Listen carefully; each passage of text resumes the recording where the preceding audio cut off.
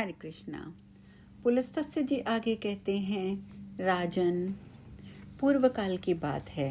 वृहत नामक कल्प में धर्ममूर्ति नाम के एक राजा थे, जिनकी इंद्र के साथ मित्रता थी। उन्होंने सहस्त्रों दैत्यों का वध किया था। सूर्य और चंद्रमा भी उनके तेज के सामने प्रभाहीन जान पड़ते थे। उन्होंने सैकड़ों शत्रुओं को परास्त किया था। वे इच्छानुसार रूप धारण कर सकते थे। मनुष्यों से उनकी कभी पराजय नहीं हुई थी। उनकी पत्नी का नाम था भानुमति। वह त्रिभुवन में सबसे सुंदरी थी। उससे लक्ष्मी की भांति अपने रूप से देव सुंदरियों को भी मात कर दिया था। भानुमति ही राजा की पटरानी थी। एक दिन वे उसे प्राणों से भी बढ़कर मानते थे। एक दिन राजसभा में बैठे हुए महाराज धर्ममूर्ति ने विस्मय विमुग्ध होकर अपने पुरोहित मुनि श्रेष्ठ वशिष्ठ जी को प्रणाम करके पूछा, भगवान, किस धर्म के प्रभाव से मुझे सर्वोत्तम लक्ष्मी की प्राप्ति हुई है? मेरे शरीर में जो सदा उत्तम और विपुल तेज भरा रहता है, इसका क्या कारण है? वशिष्ठ जी ने कहा, राजन, प्राचीन काल में एक लीलावती नाम की वैश्या थी, जो सदा भगवान शंकर के भजन में तत्पर रहती थी। एक बार उसने पुष्कर में चतुर्दशी को नमक का पहाड़ बनाकर सोने की बनी देव प्रतिमा के साथ विधि पूर्वक दान किया। शुद्ध नाम का एक सुनार था, जो लीला पर्वत के घर में नौकर का काम करता था। लीलावती के घर में नौकर का काम करता था। उसी ने बड़ी श्रद्धा के साथ मुख्य मुख्य देवताओं की स्वर्णमयी प्रतिमाएं बनाई थी, जो देखने में अत्यंत सुंदर और शोभा संपन्न थी। धर्म का काम समझकर उसने उन प्रतिमाओं को बनाने की मजदूरी नहीं ली थी। उस नमक के पर्वत पर जो सोने के वृक्ष लगाए गए थे, उन्हें भी उस सुनार की स्त्री ने तपा कर दे दीप्यमान बना दिया था। सुनार की पत्नी भी लीलावती के घर में परिचारिका का काम करती थी। उन्हीं दोनों ने ब्राह्मणों की सेवा में लेकर सारा कार्य संपन्न किया था। तदंतर दीर्घकाल के पश्चात लीलावती वैश्या सब पापों से मुक्त होकर शिव जी के धाम को चली गई, तथा वह सुनार, जो दरिद्र होने पर भी अत्यंत सात्विक था, जिसने वैश्या से मजदूरी नहीं ली थी, वह आप ही हैं। उसी पुण्य के प्रभाव से आप सातों द्वीपों के स्वामी और हजारों सूर्यों के समान तेजस्वी हुए। सुनार की ही भांति उसकी पत्नी ने भी सोने के वृक्षों और देव मूर्तियों को कांतिमान बनाया था। इसीलिए वही आपकी महारानी भानुमति हुई है। प्रतिमाओं को जगमग बनाने का कारण महारानी का रूप अत्यंत सुंदर हुआ है, और उसी पुण्य के प्रभाव से आप मनुष्य लोक में अपराजित हुए हैं, तथा आपको आरोग्य और सौभाग्य से युक्त राजलक्ष्मी प्राप्त हुई है। इसीलिए आप भी विधि पूर्वक धन धान्य पर्वत आदि 10 प्रकार के पर्वत बनाकर उनका दान कीजिए। पुलस्त्य जी कहते हैं, राजा धर्ममूर्ति ने बहुत अच्छा कहकर वशिष्ठ जी के वचनों का आदर किया और अनाज आदि के पर्वत बनाकर उन सब का विधि पूर्वक दान किया। तत्पश्चात वे देवताओं से पूजित होकर महादेव जी के परम धाम को चले गए। जो मनुष्य इस प्रसंग का भक्ति पूर्वक श्रवण करता है, वह भी पाप रहित होकर स्वर्गलोक में जाता है। राजन, अन्न आदि पर्वतों के दान का पाठ मात्र करने से दुस्वप्नों का नाश हो जाता है। फिर जो इस पुष्कर क्षेत्र में शांत चित्त होकर सब प्रकार के पर्वतों का स्वयं दान करता है, उसको मिलने वाले फल का क्या वर्णन किया जा सकता है।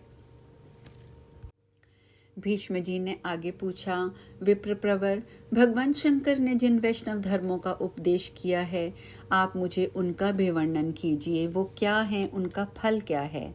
पुलस्त्य जी बोले, राजन, प्राचीन रथंतर कल्प की बात है। पिनाकधारी भगवान शंकर मंदराचल पर विराजमान थे।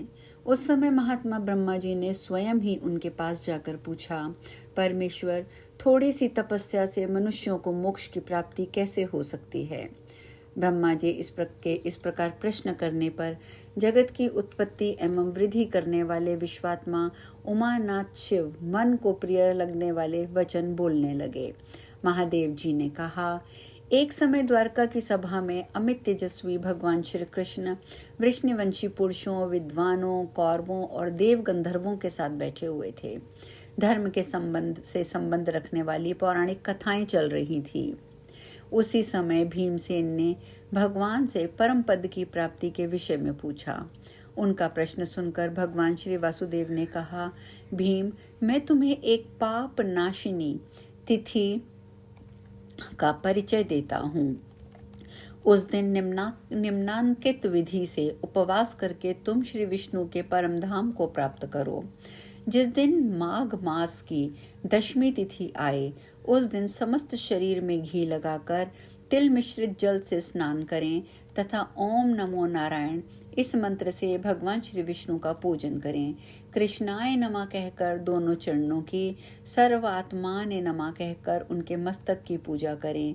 वैकुंठाय नमः इस मंत्र से कंठ की, श्री वत्सधारिणे नमः इससे हृदय की अर्चा करें।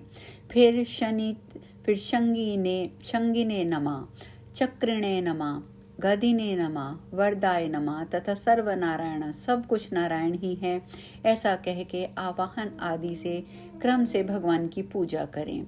उसके बाद दामोदराय नमः कहकर उदर का, पंचजनाय नमः इस मंत्र से कमर का, सौभाग्यनाथाय नमः इससे दोनों जागों का, भूत आदि धारिणे नमः ये दोनों घुटनों को, नीलाय नमः पिंडलियों को और विश्व सृजय नमः इससे पुनः दोनों चरणों का पूजन करें। तत्पश्चात देव्यै नमः, शांतै नमः, लक्ष्मै नमः, श्रीवै नमः, त्रिष्टै नमः, पुष्टै नमः, व्युष्ट्रै नमः इन मंत्रों से भगवती लक्ष्मी की पूजा करें। उसके बाद वायुवेगाय नमः, पक्षिणे नमः, विष्प्रमथाय नमः, विहंगनाथाय नमः इन मंत्रों के द्वारा गरुड़ जी की पूजा करनी चाहिए। इस प्रकार गंध, पुष्प, धूप, नाना प्रकार के पकवानों द्वारा श्री कृष्ण की, महादेव जी की और गणेश जी की पूजा करें। फिर गौ के दूध से बनी हुई खीर लेकर घी के साथ मौन पूर्वक भोजन करें। भोजन के अनंतर विद्वान पुरुष 100 पग चलकर बरगद अथवा खैर की दांत से उनके साथ दांतों की सफाई करें। फिर मुंह धोकर आचमन करें।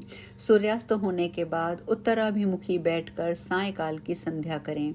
उसके अंत में कहें, भगवान श्री नारायण को नमस्कार, भगवान मैं आपकी शरण में आया हूँ। इस प्रकार प्रार्थना करके रात्रि में शयन करें।